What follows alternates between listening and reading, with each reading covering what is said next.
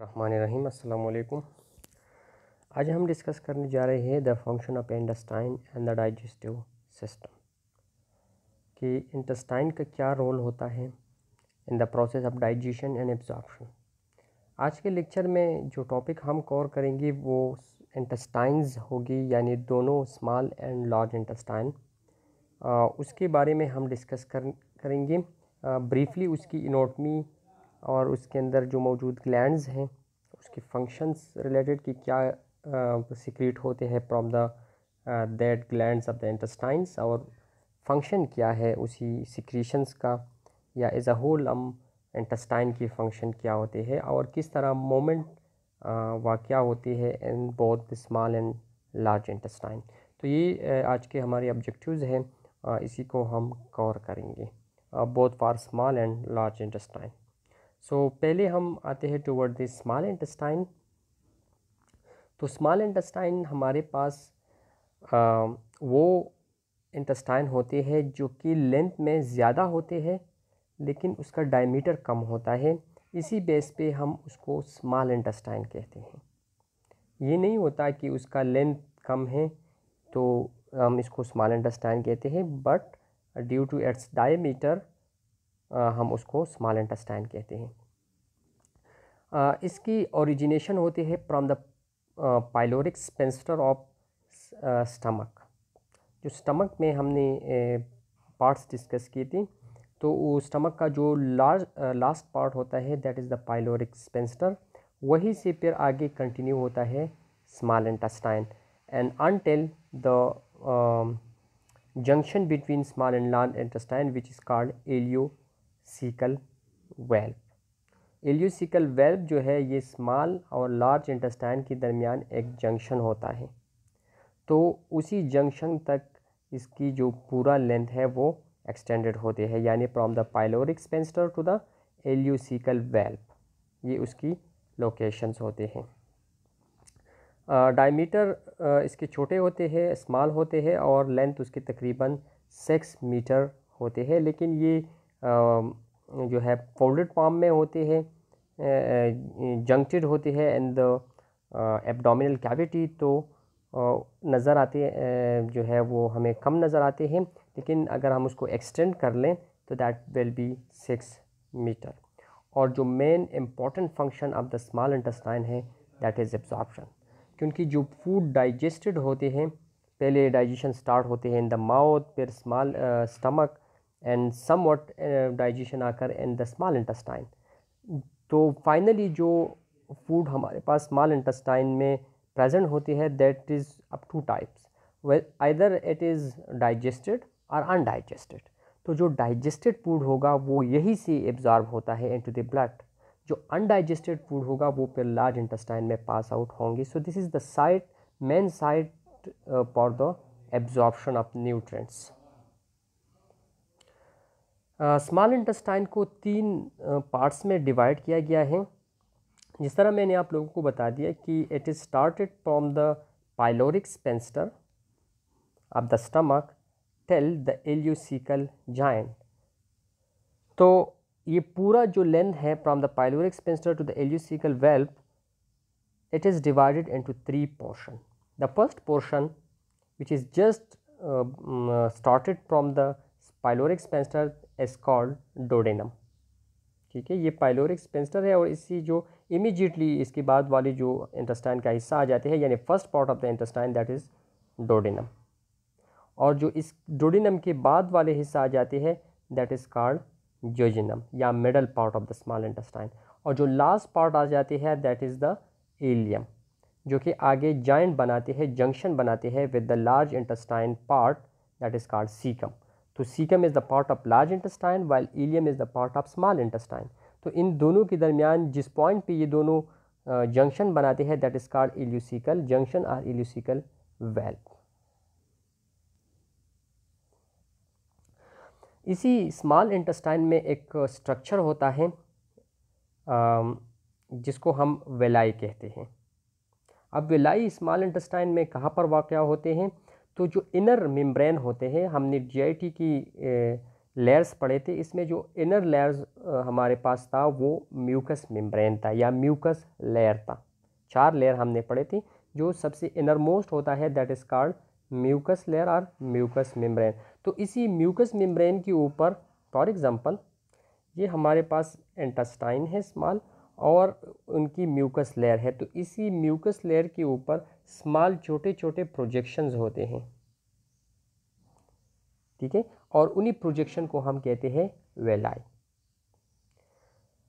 Height उनकी तकरीबन 1 millimetre होते हैं और डायमीटर 1 मिलीमीटर से कम होते हैं, यानी बहुत टिनी स्मॉल सा प्रोजेक्शंस होते हैं। और इसी वेलाई की जो लाइनिंग होती है, फॉर एग्जांपल मैं एक वेलाई लेता हूँ, सपोज़ ये है हमारे पास एक वेलाई, तो इस वेलाई को लाइन किया होता है by the columnar cells. Columnar cell क्या होते थे हमारे पास, जिसका शेप कॉलम लाइक होता है। तो ये जो छोटे छोटे डॉट्स मैंने यहाँ पर किए हैं, ये this is the columnar cell, और यहाँ पर जो कोलमनर सेल है दैट इज़ कॉल्ड एंटीरोसाइट्स। तो एंटीरोसाइट क्या है? It is basically the columnar cell which present on the lining of villi within the small intestine। अब इसी एंटीरोसाइट से भी छोटे छोटे प्रोजेक्शंस निकलते हैं और उसको हम कहते हैं माइक्रोवेलाई। सपोज़ ये है हमारे पास स्मॉल इंटेस्टाइन का म्यूकस मेम्ब्रेन, तो इसी म्यूकस मेम्ब्रेन से छोटे छोटे प्रोजेक्शंस निकलते हैं जिसको हम वेलाई कहते हैं, और वेलाई को लाइन किया होता है बाय द कोलमनर सेल। इसी तरह यहाँ पर भी कोलमनर्स हैं, ये कोलमनर सेल उसकी लाइनिंग बनाते हैं। तो कोलमनर सेल से भी छोटे छोटे प्रोजेक्शंस निकलते हैं and that projections is called microvilli. ये हो गए आपके साथ वेलाई, और ये छोटे छोटे प्रोजेक्शन जो कि कोलमनर सेल से निकलते हैं, दिस इज माइक्रोवेलाई। तो डिफरेंस बिटवीन वेलाई और माइक्रोवेलाई ये है कि villi are the projections of small intestine mucous membrane, जबकि microvilli is the projection of the columnar cell are enterocytes. अब इसी वेलाई के अंदर एक सेंट्रल चैनल होता है। फॉर एग्जांपल ये हमारे पास वेलाई है, तो वेलाई के अंदर इस तरह का एक सेंट्रल चैनल होता है जिसको हम कहते हैं लेक्टील्स, और ये लेक्टील ओपन होता है इनटू द लिम्फेटिक वेसल। जो हमारे लिम्फेटिक सिस्टम का वेसल्स होते हैं ये डायरेक्टली उन्हीं को ओपन होते हैं। अब फंक्शन क्या है वेलाई और माइक्रोवेलाई का? तो दोनों क्या करते हैं, सरफेस एरिया इंक्रीज करते हैं। Microvilli increase the surface area of the columnar enterocytes while the villi increase the surface area of whole intestine। तो सरफेस एरिया अगर ज़्यादा होता है तो वहाँ पर एब्जॉर्प्शन भी ज़्यादा होंगी, तो it ultimately help in the absorption by increasing the surface area. यहाँ पर डायग्राम में आप लोग देख सकते हैं कि द म्यूकस लेयर यहाँ पर नज़र आते हैं, this is the mucous layer, ठीक है, ये पूरा म्यूकस लेयर है। तो इससे प्रोजेक्शन है दैट इज़ कॉल्ड वेलाई, ठीक है, और वेलाई को फिर लाइन किया होता है यहाँ पर बाय द कोलमनर सेल, फिर उससे भी छोटे छोटे स्मॉल प्रोजेक्शन निकलते हैं जिसको कहते हैं माइक्रोवेलाई।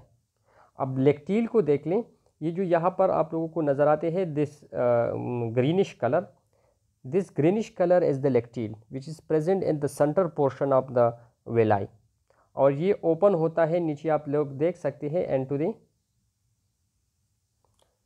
Lymphatic vessel. ये जो ब्लू नज़र आते हैं ये ब्लड वेसल हैं, और जो ग्रीनिश नज़र आते हैं that is the lymphatic vessel. तो ये सेंट्रल लेक्टील जो है ये ओपन होता है into the lymphatic vessels, not to the blood vessel. अब आते हैं toward the glands of small intestine, कि स्मॉल इंटेस्टाइन में कौन से ग्लैंड होते हैं। तो हमारे पास 2 किस्म की ग्लैंड्स हैं स्मॉल इंटेस्टाइन में। एक को हम कहते हैं इंटेस्टाइनल ग्लैंड और दूसरे को हम कहते हैं ब्रनर ग्लैंड्स। तो जो इंटेस्टाइन ग्लैंड्स है they are also called crypts of Lieberkuhn. तो बेसिकली ये इंटेस्टाइनल ग्लैंड होते हैं, जो main gland of the intestine है वो यही है। तो जिस तरह बाकी ग्लैंड ट्यूब्यूलर स्ट्रक्चर होता है, तो ये ग्लैंड्स भी ट्यूब्यूलर स्ट्रक्चर है, यानी ट्यूब लाइक स्ट्रक्चर उसके होते हैं that open into the intestine, ठीक है, ये डायरेक्टली जो ल्यूमन ऑफ द इंटेस्टाइन होते हैं, जो hollow space within the intestine होते हैं, जिस तरह पाइप में होता है ना हालो स्पेस, तो ये भी वो वही उसी की तरह ल्यूमन ऑफ द इंटेस्टाइन होते हैं, और जो ग्लैंड है वो डायरेक्टली वहाँ पर ओपन होते हैं विदाउट द डक्ट। तो इंटेस्टाइन में इन बिटवीन विलाई, क्योंकि हमने म्यूकस मेम्ब्रेन में बात की कि म्यूकस मेम्ब्रेन की से प्रोजेक्शन निकलते हैं, तो ये जो ग्लैंड्स होते हैं ये दो सक्सेसिव विलाई के दरमियान प्रेजेंट होते हैं, यानी यहाँ पर ये प्रेजेंट होगा और डायरेक्टली ल्यूमेन में ये ओपन होता है। एंड इट सीक्रेट एंजाइम्स, ठीक है, which help in the digestion and absorption. जो दूसरी ग्लैंड है that is called Brunner glands, तो that is basically the mucous gland. जिस तरह नाम से जाहिर है, म्यूकस ग्लैंड का मतलब ये होता है कि इट विल सीक्रेट म्यूकस, ठीक है, जिसमें एंजाइम भी होंगे लेकिन एंजाइम की मिकदार उसमें कम होंगी, ज़्यादातर वो म्यूकस को ही सीक्रेट करेंगे। And it is present at the first part of the duodenum, ठीक है, जो first part of the duodenum होता है, डोडेनम क्या है, हमारे पास स्मॉल इंटेस्टाइन का फर्स्ट पार्ट है, तो डोडेनम जैसे स्टार्ट होते हैं वहीं पर ये प्रेजेंट होते हैं, और ये भी डायरेक्टली ओपन होते हैं into the lumen of the small intestine at the region of the duodenum, ठीक है। अब जो सिक्रीशन है बोथ द ब्रनर ग्लैंड की या इंटेस्टाइनल ग्लैंड की, इंटेस्टाइनल ग्लैंड क्या सीक्रेट करते हैं, एंजाइम्स, ब्रनर ग्लैंड सीक्रेट करते हैं म्यूकस को। तो इसकी कम्बिनेशंस को जितनी भी सिक्रीशन होते हैं, चाहे म्यूकस हो, एंजाइम हो या कोई और चीज़ हो, अब द स्मॉल इंटेस्टाइन से जितनी भी चीज़ें सीक्रेट होती है, they are called succus entericus, ठीक है। तो ये याद रखें कि the secretion of the small intestine are called succus entericus, which is the combination of enzymes and mucus. अब आगे हम देखते हैं इसकी कंपोजिशन क्या है सूकस एंटेरिकस का, इसमें क्या क्या चीज़ें होती हैं। तो अगर हम इसकी वॉल्यूम की तरफ देख लें तो पर डे हमारे पास 1.8 लीटर सूकस एंटेरिकस सीक्रेट होते हैं। अब अगेन ये एवरेज है, डिपेंड करते हैं फूड की मटेरियल्स के ऊपर। अगर हम ज़्यादा खुराक लेते हैं तो ज़्यादा सीक्रेट होंगी, अगर कम लेते हैं तो इसकी सीक्रेशन कम होगी। और इसका जो नेचर है दैट इज़ अल्कलाइन, ठीक है, अल्कलाइन नेचर है उसका। पीएच को आप देख ले, दैट इज़ मोर देन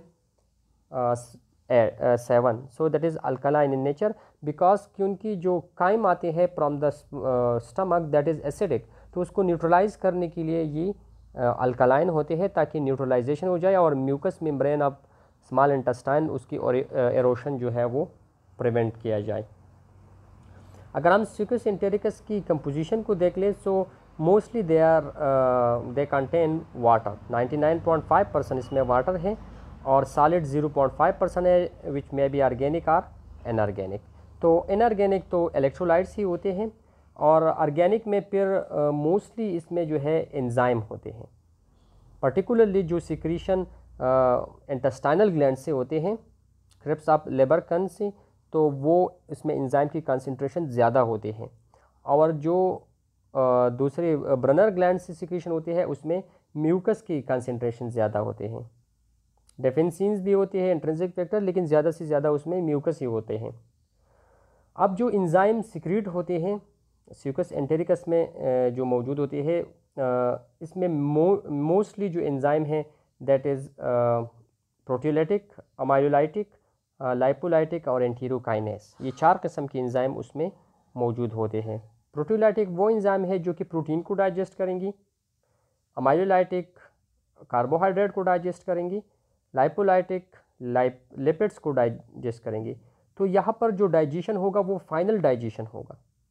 इसके बाद 2 किस्म की हमारे पास फूड मटेरियल बनेगी, जो डाइजेस्टेड है फुल डाइजेस्टेड, और जो अनडाइजेस्टेड है। तो अनडाइजेस्टेड एक्सक्रीट आउट होंगी और डाइजेस्टेड एब्जॉर्ब होंगी, तो इसलिए हम यहाँ पर कहते हैं कि that is the final digestion.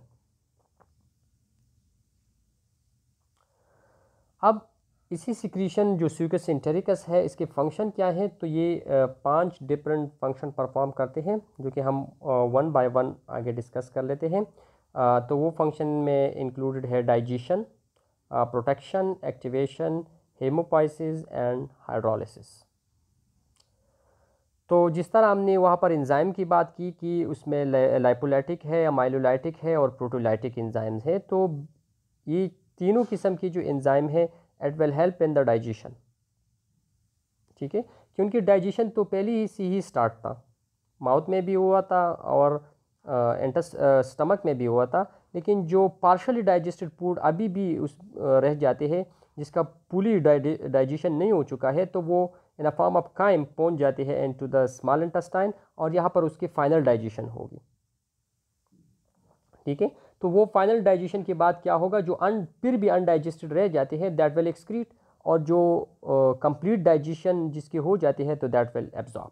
तो प्रोटियोलाइटिक एंजाइम जो है उसमें जो इम्पोर्टेंट फंक्शन प्ले करते हैं that is peptidases which convert the peptide into amino acid, and amino acid is the building block of protein जो कि absorbable है, that will then absorb।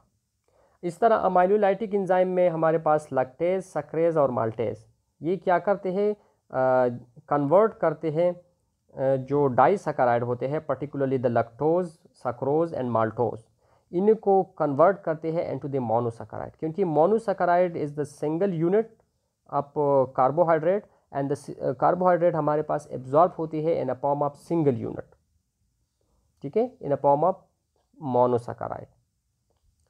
इसी तरह जो डेक्स्ट्रीनेज हैं वो डेक्स्ट्रीन, माल्टोज और माल्ट्राइओज, इनको कन्वर्ट करते हैं into the monosaccharide which is glucose. ठीक है, मोनोसैकेराइड ग्लूकोज ही होता है, तो उसको कन्वर्ट करते हैं and the glucose is then absorb. और इसके अलावा जो तीसरा एंजाइम है दैट इज़ ट्रिहेलेज। तो ट्रिहेलेज बेसिकली ट्रेहेलोज को की हाइड्रोलिसिस करते हैं, तो हाइड्रोलिसिस के बाद ट्रायोलोज जो है वो कन्वर्ट हो जाती है into the glucose and that is then absorb. ठीक है, तो तीनों ग्रुप्स ऑफ द एंजाइम जो है, इसका एंड प्रोडक्ट हमारे पास मोनोसैकेराइड यानी ग्लूकोज बनेगा, या ग्लूकोज होगा या किसी अल्टरनेटिव, लेकिन नेचर उसका मोनोसैकेराइड होगा, क्योंकि एब्जॉर्प्शन मोनोसैकेराइड की होती है, बाकी की नहीं होती। इसी तरह लाइपोलाइटिक एंजाइम जो है वो मुख्तलिफ lipids containing molecule like triglyceride उसको कन्वर्ट करते हैं इनटू द फैटी एसिड, क्योंकि फैटी एसिड लिपिड्स का बिल्डिंग ब्लॉक है, यूनिट है, तो वो एब्जॉर्ब होगा। तो हमारे पास तीनों enzyme proteolytic, amylolytic and lipolytic enzyme, ये क्या करते हैं बेसिकली, ये जो पार्शली डाइजेस्टेड फूड होते हैं उसको कन्वर्ट करते हैं उसकी यूनिट्स में, क्योंकि कार्बोहाइड्रेट फॉर एग्जांपल वो पॉलीसैकेराइड फॉर्म में है, तो कहीं पर उसकी डाइजेशन हो गई है तो वो कन्वर्ट होते हैं ओलिगो या डाइसैकेराइड में, लेकिन वो फिर भी एब्जॉर्ब नहीं होते जब तक वो उसकी यूनिट्स नहीं बनती, एंड यूनिट इज़ ग्लूकोज या मोनोसैकेराइड। तो जहाँ पर मोनोसैकेराइड पहुँच जाते हैं into the small intestine that will absorb. इसी तरह प्रोटीन जो है इसकी भी कहीं न कहीं पर डाइजेशन हो चुकी होती है, लेकिन जो इंटेस्टाइन में एब्जॉर्ब होते हैं protein that is amino acid, जब तक वो अमाइनो एसिड के फॉर्म में नहीं आ जाती दैट विल नॉट एब्जॉर्ब। इसी तरह लिपिड्स भी जब तक वो फैटी एसिड के फॉर्म में नहीं आती दैट विल नॉट एब्जॉर्ब। तो हमारे पास तीन प्रोडक्ट्स बनते हैं, fatty acid, amino acid and monosaccharide, और ये तीनों फॉर्म जो है एब्जॉर्बेबल है। अगर इसके अलावा भी रह जाती है so that will then excrete, वो एब्जॉर्ब नहीं होगा बल्कि एक्सक्रीट होगा।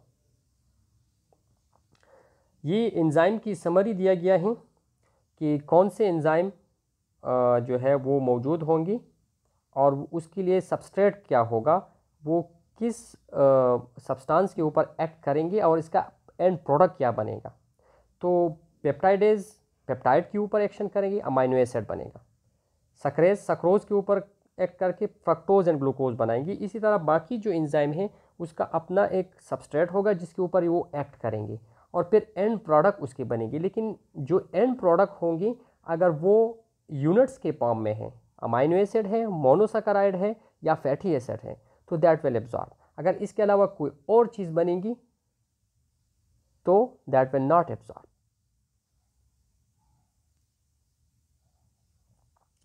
दूसरा जो फंक्शन है दैट इज़ द प्रोटेक्शन। तो स्यूकस एंटेरिकस में हमने बात की कि वहाँ पर म्यूकस भी सीक्रेट, एंजाइम के अलावा म्यूकस भी सीक्रेट होता है और साथ ही साथ उसकी जो डेफेंसिन है वो भी सीक्रेट होता है। पीछे स्लाइड के ऊपर अगर हम देख लें, ये देखिए यहाँ पर म्यूकस भी है और डेफेंसिन भी है। तो ये और इसके साथ साथ इंट्रिंसिक फैक्टर भी हैं। तो ये तीनों जो है ये भी इम्पॉर्टेंट रोल प्ले करते हैं। अब ये क्या रोल प्ले करेंगी? तो म्यूकस जो है ये it protect the intestinal wall, क्योंकि काइम जो स्टमक से आया है दैट इज़ एसिडिक, और वो erosion of the mucous membrane को कॉज कर सकते हैं, जिसको हम डोडिनल अल्सर कहते हैं। तो डोडिनल अल्सर से बचने के लिए, या इंटेस्टाइनल अल्सर हम इसको कहते हैं, उससे बचने के लिए यहाँ पर म्यूकस सीक्रेट होता है जो कि उसी एसिडिक काइम को न्यूट्रलाइज करते हैं और एरोशन या अल्सर को प्रिवेंट करते हैं। डेफेंसिन का क्या फंक्शन है? Anti microbial. ठीक है, ये बेसिकली प्रोटीन ही है, लेकिन इसका फंक्शन है एंटी माइक्रोबियल। जो माइक्रो ऑर्गेनिज्म अगर काइम में है तो उसको किल करते हैं।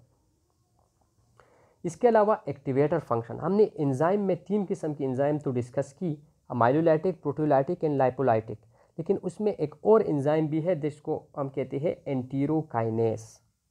और ये ऑलरेडी हम स्टमक में डिस्कस कर चुके हैं कि स्टमक में जो एंजाइम है ट्राइप्सिनोजेन, वो इनएक्टिव फॉर्म में होते हैं। तो उसको ट्राइप्सिन में यानी उसकी एक्टिव फॉर्म में कन्वर्ट करने के लिए एंटीरोकाइनेस ज़रूरी है, और एंटीरोकाइनेस सीक्रेट होती है इन द इंटेस्टाइन। इसके अलावा हमने इंट्रिंसिक फैक्टर के बारे में पढ़ा कि आप लोगों ने वहाँ पर देखा कि इंट्रिंसिक फैक्टर भी प्रेजेंट होता है इन द सूकस एंटेरिकस।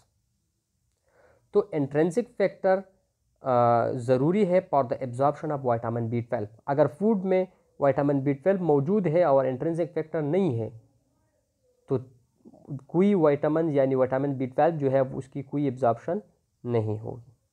अगर इंट्रिंसिक फैक्टर है तो विटामिन B12 एब्जॉर्ब होंगी, और vitamin B12 is necessary for the production of blood, particularly the red blood cell.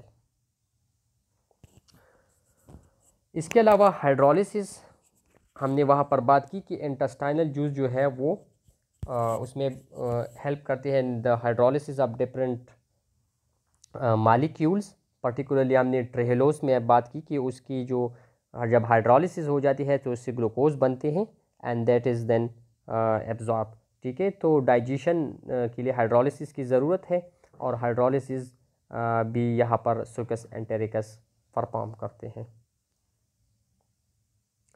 अब ये सूकस एंटेरिकस की सिक्रीशन किस तरह होती है, कहाँ से ये कंट्रोल होता है, कौन इसको कमांड देते हैं या उसको प्रिवेंट करते हैं कि आप सिक्रीशन अब हो जाए या ना हो जाए? तो हमारे पास 2 सिस्टम्स हैं जो कि सूकस एंटेरिकस की सिक्रीशन को कंट्रोल करते हैं। एक है हमारे पास नर्वस सिस्टम और दूसरा है हार्मोनल सिस्टम। तो नर्वस सिस्टम किस तरह से रेगुलेट करते हैं? नर्वस सिस्टम में हमारे पास ऑटोनॉमिक नर्वस सिस्टम जो है वो प्राइमरीली रिस्पॉन्सिबल है for the autonomic nervous system is responsible for the secretion of succus entericus. अब ऑटोनॉमिक नर्वस सिस्टम में हमने 2 बातें की थी कि एक उसमें पैरासिम्पैथेटिक सिस्टम है और एक सिंपैथेटिक है। तो पैरासिम्पैथेटिक इंक्रीज द सिक्रीशन, जब वो एक्टिवेट हो जाते हैं parasympathetic system, so that will increase the secretion of succus entericus, जबकि सिंपैथेटिक जो है वो डिक्रीज करते हैं। ये दोनों एक दूसरे की हमेशा अपोजिट होते हैं। इसके अलावा जो एंटेरिक नर्वस सिस्टम है हमारा, वो भी कंट्रोल करते हैं इसकी सिक्रीशन। और एंटेरिक नर्वस सिस्टम कब स्टिमुलेट होगा? जब काइम फ्रॉम द स्टमक पहुंच जाती है इनटू द स्मॉल इंटेस्टाइन। ठीक है, क्योंकि पहले फॉर एग्जांपल स्मॉल इंटेस्टाइन जो है वो खाली है, फूड जो है वो या फूड की जो मालिक्यूल है, सब्सटेंसेस है, that is present in the stomach. जैसे वो स्टमक से काइम के फॉर्म में स्मॉल इंटेस्टाइन में पहुंच जाते हैं, ठीक है, फॉर एग्जांपल ये हमारे पास पाइलोरिक स्पेंस्टर है और यहाँ पर फूड जो है स्टमक में प्रेजेंट है। जैसे वो यहाँ से पास आउट होकर स्मॉल इंटेस्टाइन में पहुँच जाते हैं तो ये स्मॉल इंटेस्टाइन की म्यूकोजा के साथ टच हो जाते हैं। तो due to the touching the mucosa of the small intestine irritate, ठीक है, म्यूकोजा जो है वो इरिटेट हो जाते हैं। तो इरिटेशन की वजह से वहाँ पर एक लोकल रिफ्लेक्स बनता है and that reflex cause the secretion of the succus entericus. तो 3 बातें हमने की कि sympathetic will decrease the secretion, parasympathetic will increase the secretion, और तीसरा हमने कायम का पढ़ा कि अगर कायम है तो सिक्रीशन होगी, अगर कायम नहीं है तो सिक्रीशन नहीं होगी। तो ये 3 तरीक़ों से ये कंट्रोल करते हैं नर्वस सिस्टम। दूसरा जो है दैट इज़ हार्मोनल सिस्टम। तो हार्मोनल सिस्टम किस तरह से रेगुलेट करते हैं? जैसे हमने बात की कि कायम पहुंच जाते हैं तो वहाँ पर लोकल रिफ्लेक्स बनेगा म्यूकस की इरिटेशन की वजह से, और उस लोकल रिफ्लेक्स की वजह से सिक्रीशन होती है। लेकिन दूसरी बात, जैसे ही कायम पहुंच जाते हैं तो वहाँ पर लोकली एक हार्मोन रिलीज होते हैं स्मॉल इंटेस्टाइन में, दैट इज़ कॉल्ड एंटेरोक्राइनिन। एंटेरोक्राइनिन और उसके साथ 2 और एंजाइम सिक्रेटिन एंड कोलिसिस्टोकाइनिन, ये 3 किस्म के हार्मोन लोकली सिक्रेट होते हैं due to the presence of chyme in the small intestine. और ये तीनों हार्मोन जो है it stimulate the intestinal glands, और इंटेस्टाइनल ग्लैंड से फिर म्यूकस एंटेरिकस जो है वो सिक्रेट होता है। तो ये हमने बात की म्यूकस एंटेरिकस की। अब हम आते हैं एज अ होल फंक्शन पढ़ेंगे स्मॉल इंटेस्टाइन की कि एज अ होल वो क्या फंक्शन परफॉर्म करते हैं। तो activator function, hematopoietic function, hydrolytic function और डाइजेस्टिव फंक्शन, ये तो ऑलरेडी हम म्यूकस एंटेरिकस में कवर चुके हैं। ठीक है, वही फंक्शन चूँकि म्यूकस एंटेरिकस इंटेस्टाइन ही से सिक्रेट होते हैं तो उसका जो फंक्शन होगा वो इंटेस्टाइन का ही है। लेकिन जो इसके अलावा फंक्शन हैं स्मॉल इंटेस्टाइन की, that include mechanical function, secretory, hormonal and absorptive function. तो उसी को हम आगे डिस्कस करेंगे, बाकी जो है ये ऑलरेडी कवर हो चुके हैं। तो मैकेनिकल फंक्शन में इसका क्या है? मैकेनिकल फंक्शन में होता है कि जो moment in the GIT in the small intestine होगा that will be mixing moment. Mixing moment का मतलब क्या है कि इसकी मोमेंट इसी तरह होंगी कि जो उसमें के अंदर फूड मौजूद हैं उसको वो मिक्स करेंगे with the digestive juices. Digestive juices यहाँ पर क्या है? म्यूकस एंटेरिकस है, और फूड क्या है? काइम है। तो ये दोनों प्रेजेंट है। जैसे ही moment of the small intestine होगा, आगे हम मोमेंट डिस्कस कर लेते हैं, तो उसी मोमेंट की वजह से जो काइम है वो उसी डाइजेस्टिव जूस के साथ मिक्स होगा। दूसरा क्या है? सिक्रेटरी फंक्शन है। तो सिक्रेटरी फंक्शन क्या है कि ये सिक्रेट करते हैं डिफरेंट मटेरियल्स को which include mucus entericus, hormones और एंटेरोकाइनेस। और हार्मोनल फंक्शन क्या है कि ये हार्मोन को सिक्रेट करते हैं लाइक सिक्रेटिन, कोलिसिस्टोकाइनिन। ठीक है, जो कि जीआईटी की मोमेंट को और सिक्रीशन को जो है उसको रेगुलेट करते हैं। और जो most important function of the small intestine है that is the absorptive function. तो एब्जॉर्प्शन में हमने बात की कि हमारे पास स्मॉल इंटेस्टाइन में वेलाई और माइक्रोवेलाई होते हैं जो कि surface area of the intestine को इंक्रीज करते हैं, जिसकी वजह से मैक्सिमम डाइजेस्टिव सब्सटेंसेस जो है वो एब्जॉर्ब होंगे। तो जो सब्सटेंसेस एब्जॉर्प्शन के लिए प्रेजेंट होते हैं in the lumen of the small intestine वो पास आउट होते हैं इनसाइड द विलाई। जो विलाई में हमने बात की लैक्टील्स की, ठीक है, ये सपोज विलाई है तो इसके अंदर एक सेंट्रल कोर होता है जिसको हम कहते हैं लैक्टील। तो ये लैक्टील के अंदर चले जाते हैं, ठीक है, और लैक्टील फिर म्यूकोजा से बाहर पास आउट होकर जाते हैं इनटू द ब्लड। ठीक है, और ब्लड को डायरेक्टली जाते हैं या थ्रू लिम्फेटिक, क्योंकि यहाँ पर 2 किस्म की सब्सटेंसेस होंगी, लार्ज एंड स्मॉल। तो जो लार्ज सब्सटेंसेस है वो ब्लड कैपिलरी को क्रॉस नहीं कर सकते। ठीक है, लार्ज होंगी और स्मॉल होंगी। तो लार्ज सब्सटेंसेस कैपिलरी को क्रॉस नहीं करते, इसलिए वो ब्लड में नहीं जाएंगे बल्कि वो जाएंगे हमारे लिम्फेटिक्स में। जो स्मॉल सब्सटेंसेस होंगे वो कैपिलरी की मेम्ब्रेन को क्रॉस कर सकते हैं तो वो जाएंगी इनटू द ब्लड। अब जो लिम्फेटिक में जाएंगे वो फिर लिम्फेटिक में क्या फंक्शन है कि उनकी फंक्शन तो वो ब्लड में करेंगे कि उनकी ब्लड सर्कुलेट होती है टू द बॉडी। तो लिम्फेटिक सिस्टम की जो मटेरियल्स होते हैं वो अल्टर एट द एंड, ये हम लिम्फेटिक सिस्टम में भी डिस्कस करेंगे, लेकिन eight the and after the circulation in the lymphatic system ये वापस आते हैं इनटू द ब्लड। और कहाँ पर आएंगी? जहाँ पर लार्ज वेन होंगी तो उसी में ये आएंगी, लेकिन इनिशियली जो उनके कैपिलरीज यहाँ पर होते हैं तो कैपिलरीज को ये क्रॉस नहीं कर सकते, इसलिए ब्लड में नहीं जाते, और जो स्मॉल सब्सटेंसेस है वो डायरेक्टली ब्लड में जाएंगे। अब स्मॉल इंटेस्टाइन के अंदर मोमेंट किस तरह होगा? तो यहाँ पर जो मोमेंट होगा इसका मेन फंक्शन वो किस लिए होता है? तो एक तो मिक्सिंग होगा, जो ऑलरेडी हमने डिस्कस की, क्योंकि मिक्सिंग इसलिए होता है क्योंकि जो अनडाइजेस्टेड या पार्शली डाइजेस्टेड फूड है वो फुली डाइजेस्ट हो जाए। ठीक है, मिक्सिंग में जो काइम है that is mix with the digestive juices, ताकि फाइनल डाइजेशन यहाँ पर हो जाए। डाइजेशन के साथ साथ दूसरा जो है वो प्रोपल्जन है। प्रोपल्जन का मतलब ये होता है कि जो काइम बनते हैं वो उसको आगे पुश कर लें। ठीक है, और तीसरा है एब्जॉर्प्शन। तो ये तीन फंक्शन के लिए यहाँ पर मोमेंट होते हैं। अब हमारे पास 4 किस्म की मोमेंट होते हैं इन the small intestine. The first one is the mixing moment. Mixing moment हमने डिस्कस की, तो मिक्सिंग मोमेंट फर्दर 2 टाइप से उसकी, एक को कहते हैं सेगमेंटेशन और दूसरे को कहते हैं पेंडुलर। ये 2 किस्म होते हैं। प्रोपल्सिव मोमेंट भी 2 किस्म के होते हैं, एक पेरिस्टाल्टिक मोमेंट और दूसरा पेरिस्टाल्टिक रश। इसके अलावा third is the migrating motor complex and fourth is the moment of वेलाई।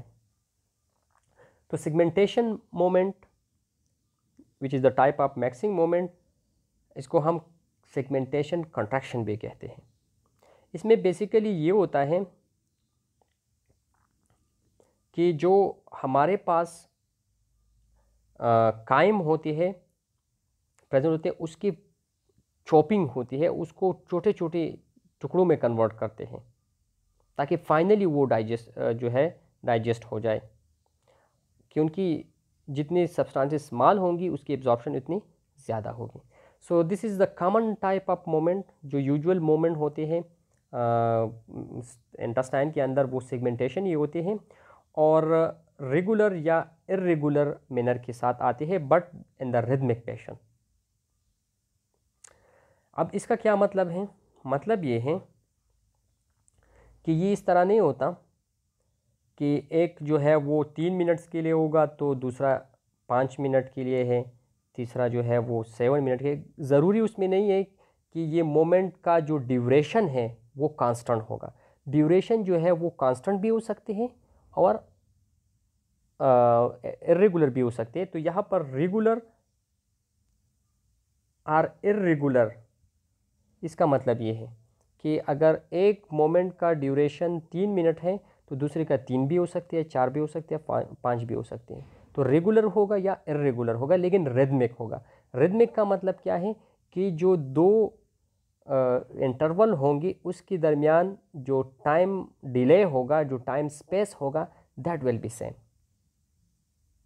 Same time के बाद आएंगे, लेकिन ड्यूरेशन जो है उसका डिफरेंट हो सकते हैं।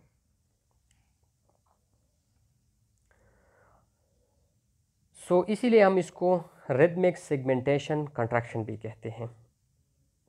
अब जो मोमेंट होंगी वो इंटेस्टाइन के एक पार्ट में होगा, और जितना पार्ट में ये मोमेंट होगा that will B 1.1 to 5 centimetre long. यानी एक कंट्रैक्शन 1 to 5 सेंटीमीटर में होगा, नेक्स्ट कंट्रैक्शन नेक्स्ट 1 to 5 में होगा, and so on along the length of the small intestine ये कॉन्ट्रैक्शन होगी। तो इससे क्या होगा? ये जो हमने एक ख़ास डिस्टेंस लिया 1 to 5 सेंटीमीटर, ये इस तरह क्यों होते हैं अलोंग द पूरा जो स्मॉल इंटेस्टाइन है उसमें ये कंट्रैक्शन एट अ टाइम क्यों नहीं होता? तो इसका मतलब ये होता है कि एक जगह पे अगर कंट्रैक्शन है तो दूसरी जगह पर रिलैक्सेशन है। फॉर एग्जांपल ये है हमारे पास पूरा length of the small intestine, और ये मैंने उसको पार्ट्स में डिवाइड किया, ठीक है, 1 to 5 सेंटीमीटर।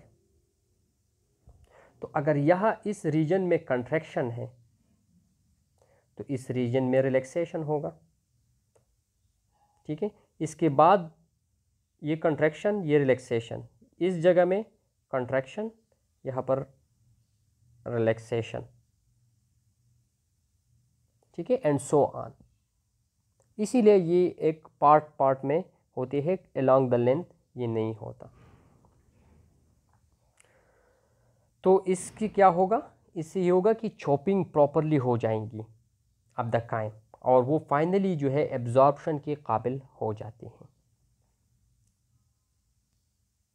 ये देखिए यहाँ पर दिया है डायग्राम में कि इस जगह में कंट्रैक्शन है तो यहाँ पर रिलैक्सेशन है, यहाँ पर कंट्रैक्शन फिर रिलैक्सेशन, ठीक है। तो इससे ये तो होगा कि प्रॉपर चॉपिंग भी होगी, ठीक है, कंट्रैक्शन की वजह से तो चॉपिंग हो जाएंगी। लेकिन अगर आगे वाले ये वाला हिस्सा भी कंट्रैक्टेड है, सपोज ये भी कंट्रैक्टेड है, तो यहाँ पर जो काइम है वो आगे पुश नहीं होगा, क्योंकि उसके लिए स्पेस नहीं है, रूम नहीं है। तो इसलिए एक जगह जब कंट्रैक्ट हो जाती है तो वहाँ पर चॉपिंग, और चॉपिंग के साथ साथ उस काइम को आगे पुश किया जाता है, तो आगे जो एरिया है वो रिलैक्स है, वहाँ पर रूम मौजूद है, तो वो उसी काइम को एकोमोडेट कर लेते हैं, ठीक है, एंड सो ऑन। फिर ये प्रोसेस इसी तरह जारी रहते हैं। तो यहाँ पर रिंग्स आप बनते हैं, देखिए ये रिंगिंग फॉर्म में आगे होते हैं। जो सेकंड मैक्सिंग मोमेंट का जो सेकंड टाइप है that is the pendular moment. तो that is the sweeping moment, ठीक है, आहिस्ता जो है ये स्वीप होता है आगे, जस्ट लाइक जो घड़ी होते हैं उसमें जो सुई होते हैं वो भी आहिस्ता आहिस्ता आगे जो है मोमेंट, या पेंडुलम अगर आप देख लें तो वो भी जो है स्वीप कर जाते हैं अलोंग अ सेंट्रल एक्सिस। तो इसी तरह ये भी जो है स्वीपिंग करते हैं। तो यहाँ पर जो काइम मौजूद होगा that will move forward and backward and upward and downward, 4 direction में इसकी मोमेंट होगी, अपवर्ड एंड डाउनवर्ड भी होगा और फॉरवर्ड एंड बैकवर्ड भी होगा। तो प्रॉपरली यहाँ पर अगेन जो है वो चॉपिंग प्लस मैक्सिंग होगा विद द डाइजेस्टिव जूसेस। जो दूसरा टाइप है that is the propulsive moment. So propulsive moment is the peristaltic contraction, strong peristaltic contraction होते हैं, and that is caused by the excessive irritation of mucosa or extreme distension of the intestine। क्योंकि जब crime होती है intestine में ज़्यादा crime होते हैं, ठीक है, तो उससे इंटेस्टाइन जो है वो डिस्टेंडेड होगा, वो स्वेल होगा। तो स्वेलिंग की वजह से जो उसका इनर लेयर है that is the mucous layer, and the mucous layer will also distended and irritated. तो उस इरिटेशन की वजह से प्रोपल्सिव मूवमेंट स्टार्ट होगी। कहाँ से स्टार्ट होते हैं? From the first part of the intestine which is the duodenum, वहाँ से ये स्टार्ट होगा, ठीक है, and pass through the entire length of the small intestine and finally reach to the ileocecal valve within few minutes. First part of the intestine से start होकर यहाँ पर ड्यूडिनम से ये स्टार्ट होकर ये मोमेंट जाते हैं आगे and to the ileocecal valve. This is called peristaltic rush or the rush wave which sweep the content into the colon, ठीक है। ये आगे पीछे जो डायग्राम थे उसमें आप लोग देख लें, यहाँ पर ये देखिए this is the peristaltic moment, ठीक है, यहाँ से ये स्टार्ट हो जाते हैं, ठीक है, और उसका फंक्शन क्या होता है कि it push the chyme into the colon. जो पर्टिकुलरली जो अनडाइजेस्टेड फूड होते हैं उसको कोलॉन में शिफ्ट करते हैं ताकि वो एक्सक्रीट हो जाए,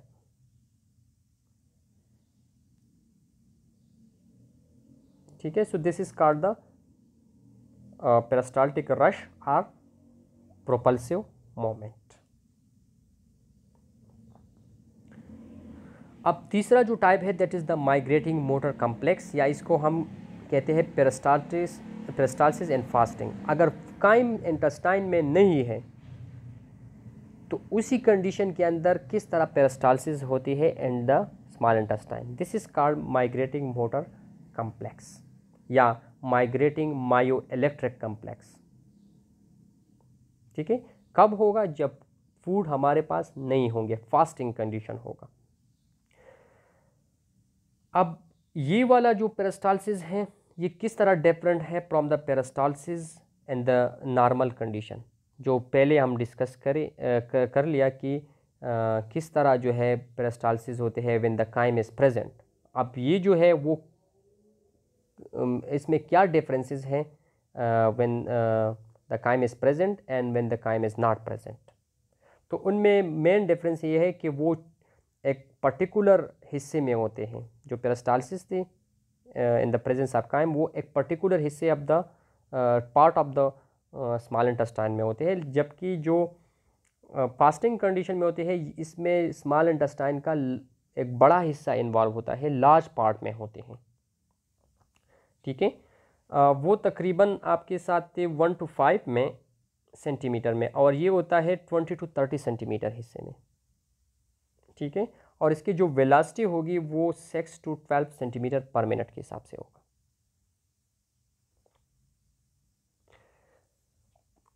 अब ये जो रेगुलर पेरिस्टाल्सिस होते हैं वो रैपिड होते हैं कंपेयर टू दिस वन, कि उनके वहाँ पर कायम होते हैं, उसको रैपिडली आगे पुश करना होता है, तो उसका ड्यूरेशन जो है वो कम होता है, और इसका ड्यूरेशन 10 मिनट होता है, थोड़ा लॉन्ग होता है।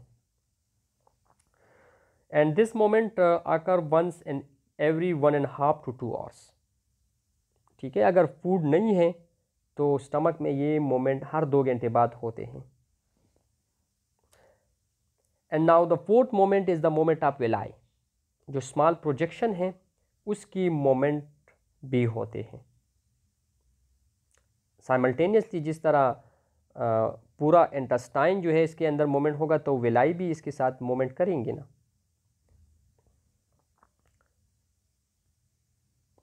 क्योंकि जो smooth muscle of the small intestine है वो एक्सटेंड हो चुकी है इनटू द विलाई। तो अगर वही स्मूथ मसल कंट्रैक्ट होगा तो ऑब्वियसली उसके साथ विलाई भी कंट्रैक्ट जो है वो होगी।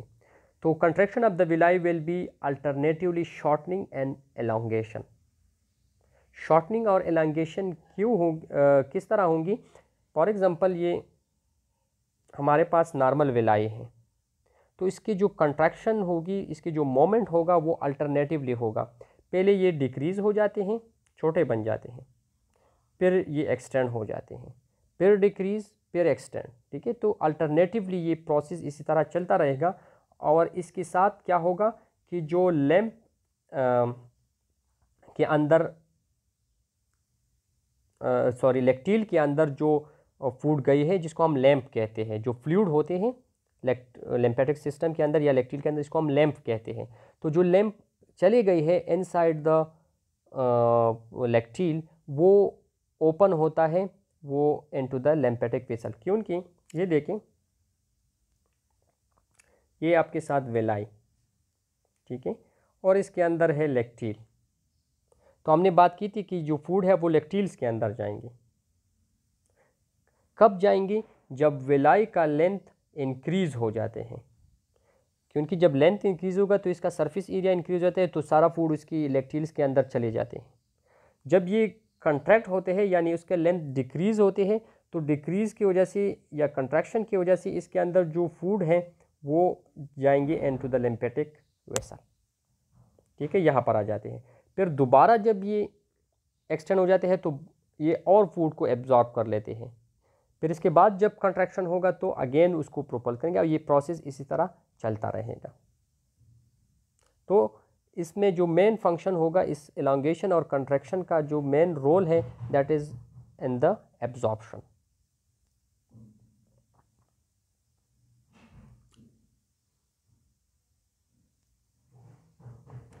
तो यहाँ तक हमने कवर किया हमारा स्मॉल इंटेस्टाइन में। उसमें हमने थोड़ा सा उसकी स्ट्रक्चर पढ़ा, फिर उसके ग्लैंड्स और उसकी सिक्रीशन, फिर एज अ होल हमने उसका जो फंक्शन है स्मॉल इंटेस्टाइन का वो डिस्कस किया।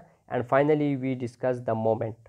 और मोमेंट का मतलब क्या था कि फाइनल डाइजेशन हो जाए और एब्जॉर्प्शन हो जाए, और जो अनडाइजेस्टेड रह जाते हैं उसको पुश कर रहे इनटू द लार्ज इंटेस्टाइन या कोलोन में उसको शिफ्ट किया जाए, ताकि वहाँ से फिर वो एक्सक्रीट हो जाए। ठीक है, तो अब आते हैं कि जो लार्ज इंटेस्टाइन में फूड मॉलिक्यूल या अनडाइजेस्टेड फूड पहुँच जाते हैं, तो वहाँ पर उसके साथ क्या होता है। तो थोड़ा सा डिस्कस कर लेते हैं उसके पार्ट्स को क्योंकि ये ज़रूरी होता है या कि इसके नाम आएंगे तो इसलिए ज़रूरी है। तो लार्ज इंटेस्टाइन या इसको हम कोलॉन कहते हैं, ये एक्सटेंड होता है फ्रॉम द इलियोसिकम वेल्व, क्योंकि हमने बात की थी कि स्मॉल इंटेस्टाइन कहाँ पर ख़त्म होते हैं, एट द इलियोसिकल वेल्व। तो यहाँ से फिर आगे जो इंटेस्टाइन का पार्ट होगा that will known as large intestine, जो कि एनस पर ही ख़त्म हो जाते हैं। अब इसको लार्ज इंटेस्टाइन क्यों कहते हैं, तो याद रखें स्मॉल इंटेस्टाइन का लेंथ जो है, स्मॉल इंटेस्टाइन का लेंथ ज़्यादा है लार्ज इंटेस्टाइन से, ये लेंथ की बात हमने की,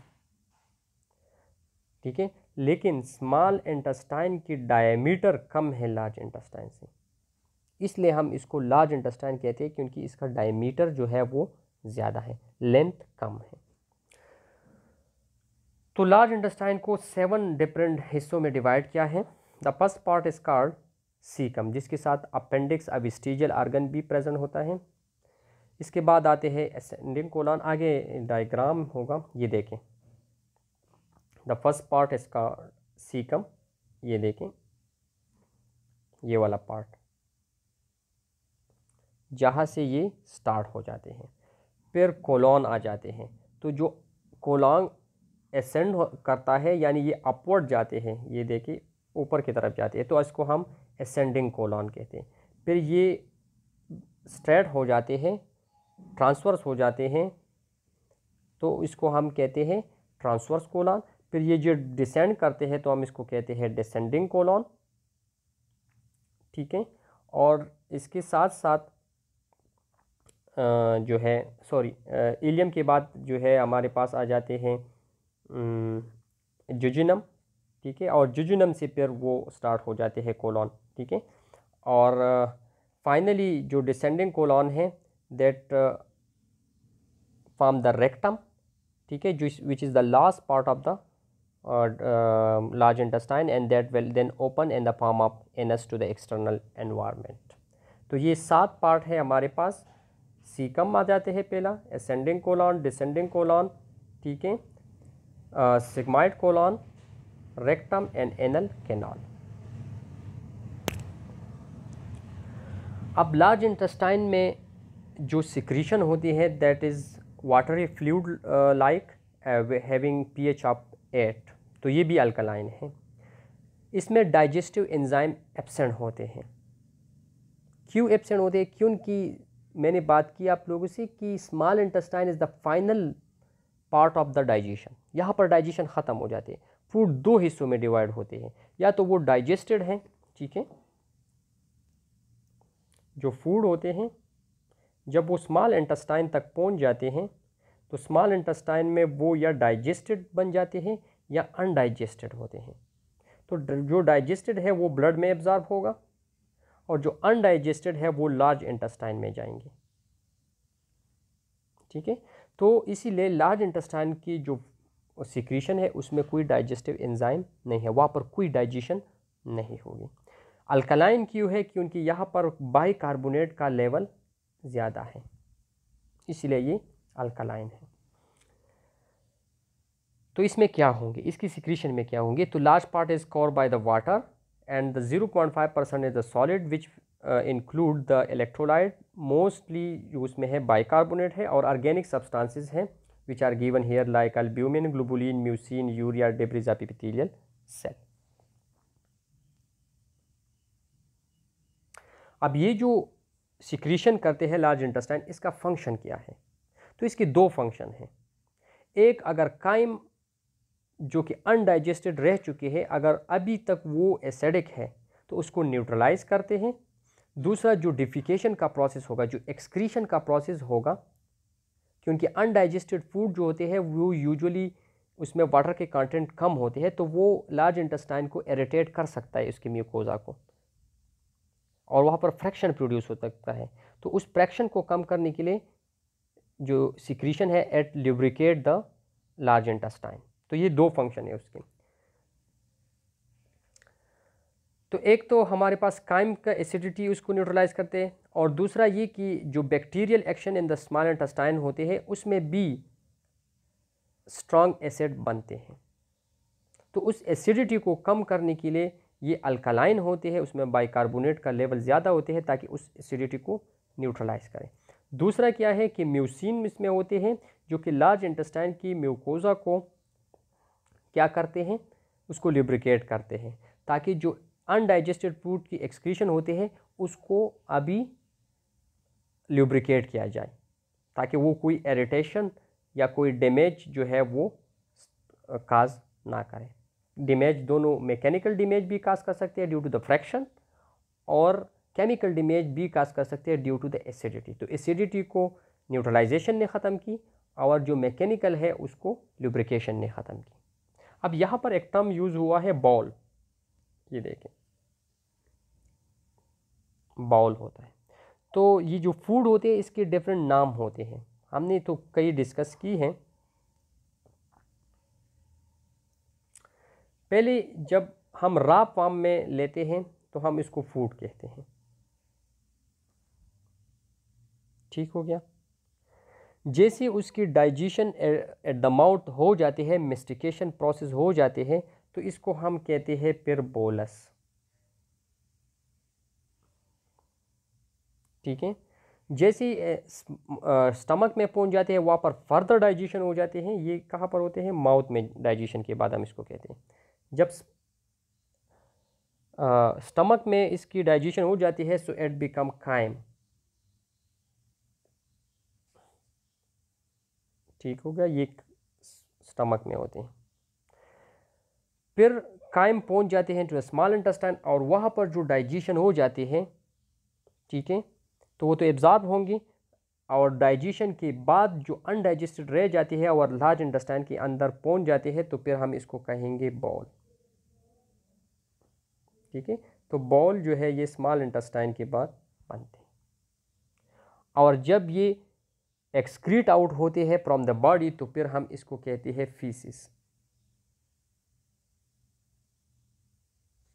तो ये फूड की डिफरेंट नाम है within the GIT. Raw form में हम इसको फूड कहेंगे, पहले जब इसके माउथ में डाइजेशन हो जाती है फिर हम इसको बोलस कहेंगे, स्टमक की डाइजेशन के बाद हम इसको काइम कहेंगे, स्मॉल इंटेस्टाइन की डाइजेशन के बाद इसको हम बाउल कहेंगे और जैसे एक्सक्रीट आउट होते हैं तो हम इसको फिर फीसिस कहेंगे।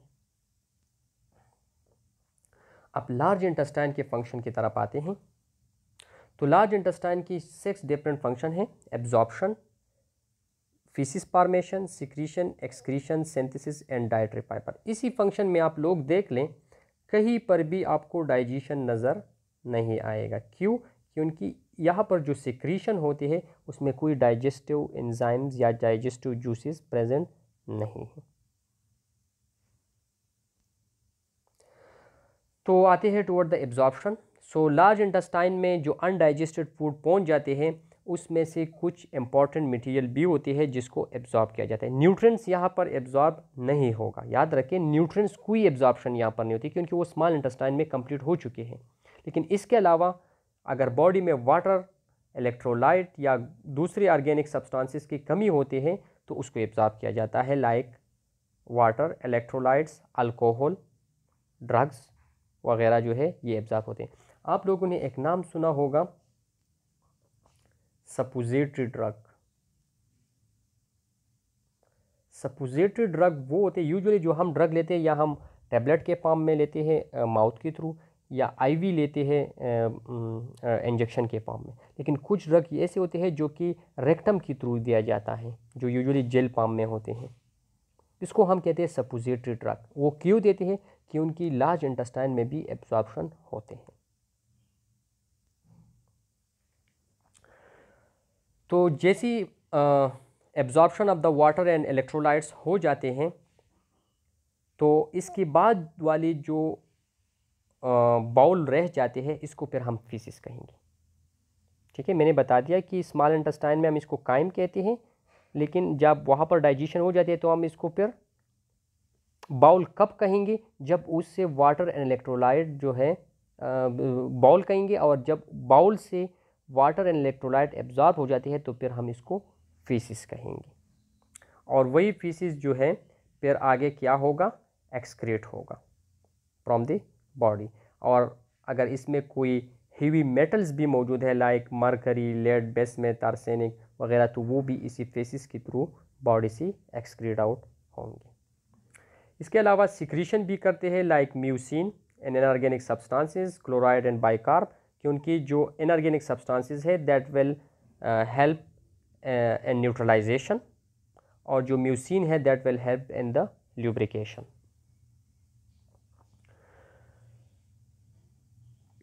अब यहाँ पर लार्ज इंटेस्टाइन में कुछ बैक्टीरिया फ्लोरा होते हैं, ठीक है। या बैक्टीरिया फ्लोरा क्या होते हैं, जो हमारे बॉडी के अपने बैक्टीरिया होते हैं, तो वो मुख्तलिफ सब्सटेंसेस को इसी फूड से जनरेट करते हैं like folic acid, vitamin B12 and vitamin K, ठीक है।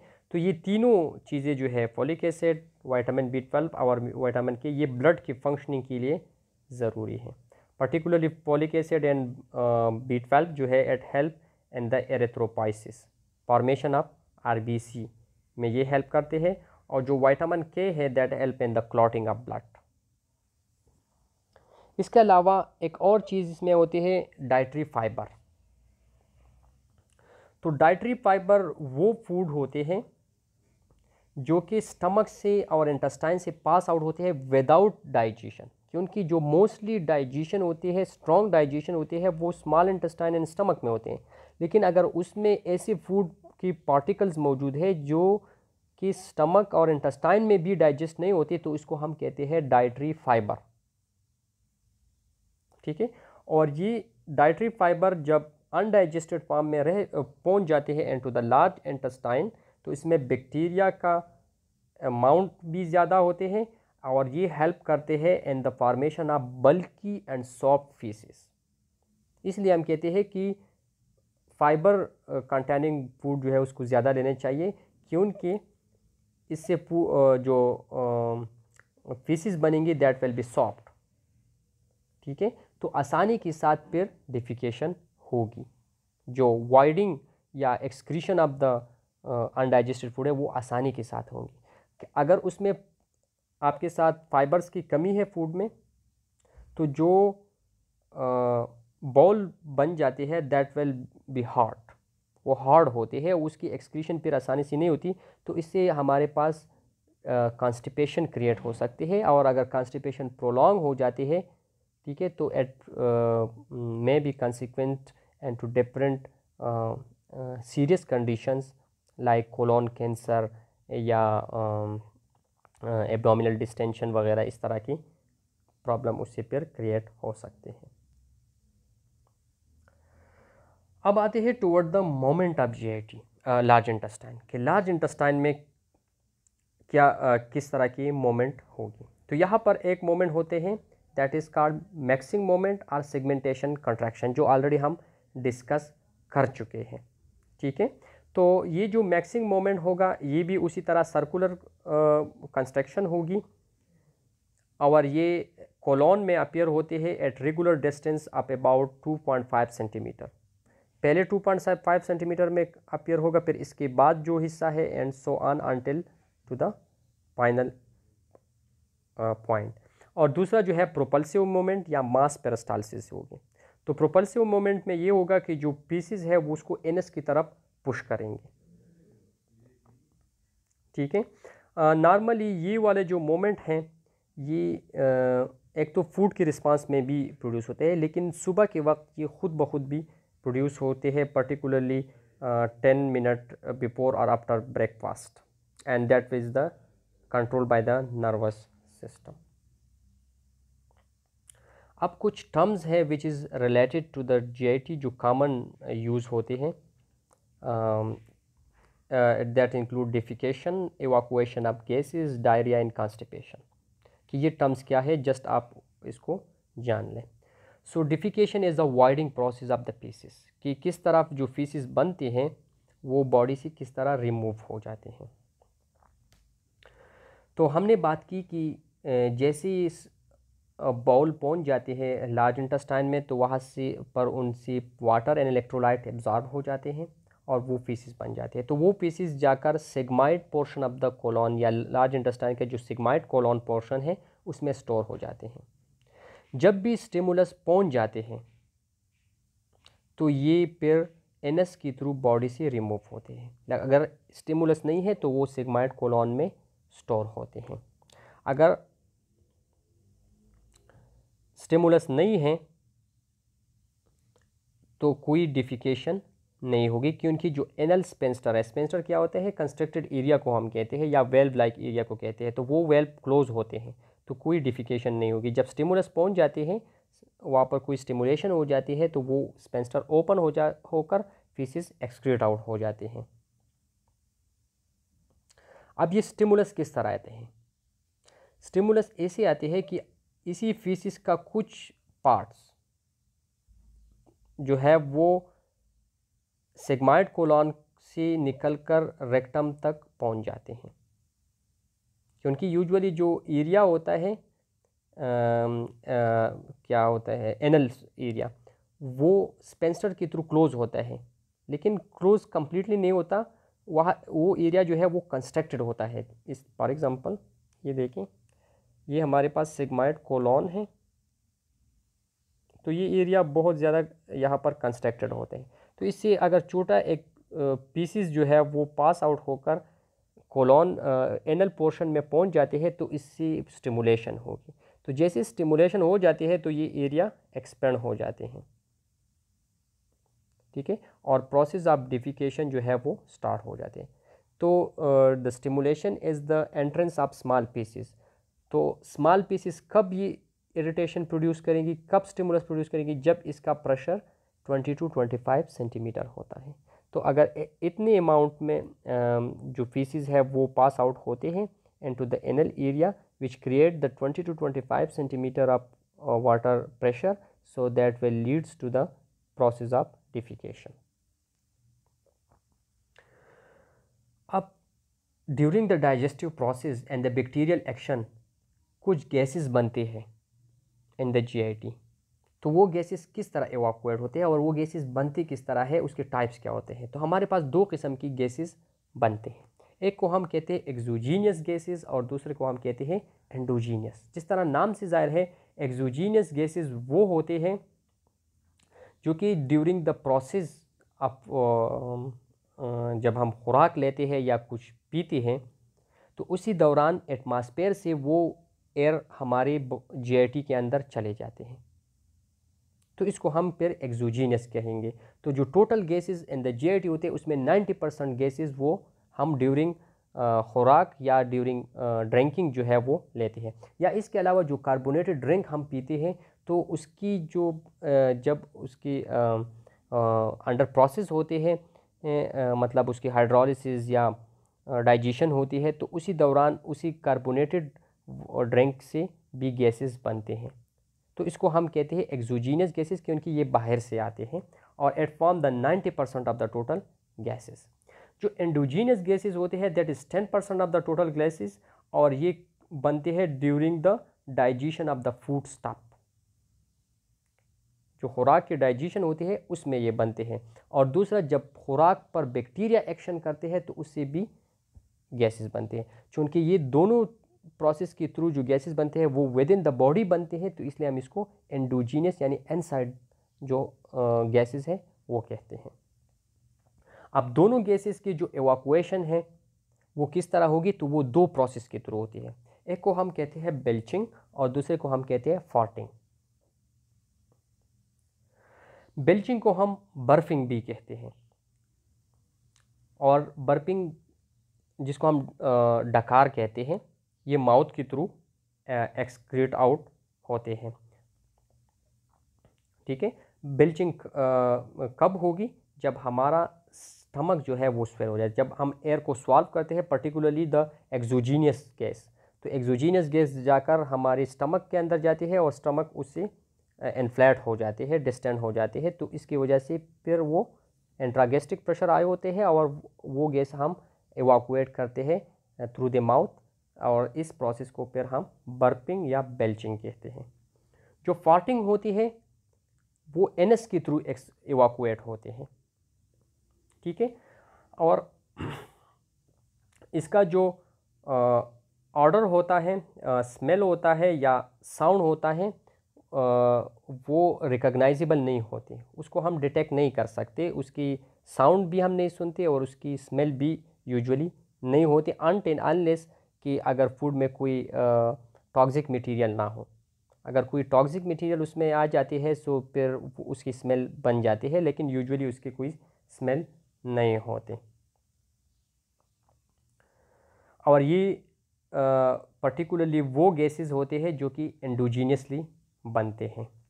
तो इसमें मुख्तलिफ़ गैसेस के मिक्सचर होता है, वो गैसेस आपस में मिलकर एक गैस बनाते हैं, और जिस प्रोसेस के थ्रू वो गैसेस बनते हैं, कंबाइन होते हैं, तो इसको हम फ्लैटुलेंस कहते हैं। और फिर जो मिक्सचर बन जाते हैं उस मिक्सचर को हम फ्लैटस कहते हैं, और फ्लैटस की रिमूवल को थ्रू द एनस हम फिर फार्टिंग कहते हैं।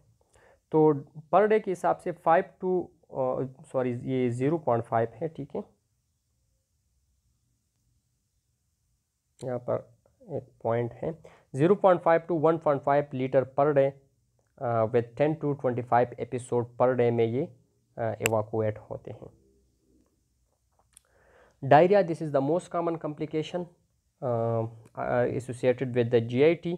इसमें ये होता है कि कंटिन्यूसली जो लिक्विड फॉर्म में फीसिस जो है वो एक्सक्रीट आउट होते हैं from the body through the intestine. और इसका मेन काज क्या है? Increase in GIT motility. जब गैस्ट्रोइंटेस्टाइनल मोटिलिटी ज़्यादा हो, उसमें मोमेंट ज़्यादा हो, तो प्रॉपरली उसकी एब्जॉर्प्शन नहीं होती पर्टिकुलरली वाटर की, तो वो फिर इसीलिए लिक्विड के फॉर्म में ज़्यादा से ज़्यादा एक्सक्रीट आउट होते हैं। इसके टू टाइप्स है, एक्यूट एंड क्रॉनिक। एक्यूट होता है जो सडनली आते हैं, ठीक है। सडनली क्यों आते हैं? Due to the temporary problem, particularly जब बैक्टीरिया बॉडी के अंदर चले जाते हैं, लाइक GIT इन्फेक्शन हो जाते हैं, ठीक है। एंटामीबा, हिस्टोलिटिका या वेब्रियो कॉलरा वगैरह इस तरह की जो बैक्टीरिया है वो जब बॉडी में अंदर चले जाते हैं तो इट काज एक्यूट डायरिया।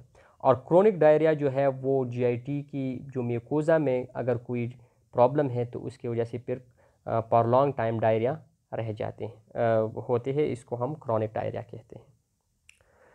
और कॉन्स्टिपेशन इसके अपोजिट है कि इसमें फीसिस जो है वो पास आउट नहीं होती, ठीक है, जिसकी वजह से डिस्कम्फर्ट प्रोड्यूस होते हैं इन द एब्डोमेन, ठीक है। और ये क्यों होते हैं? डायरिया हमारे पास GIT की मोटिलिटी इंक्रीज़ होने से बनते हैं, जबकि कॉन्स्टिपेशन जो है वो GIT की मोटिलिटी की डिक्रीज़ होने की वजह से होते हैं।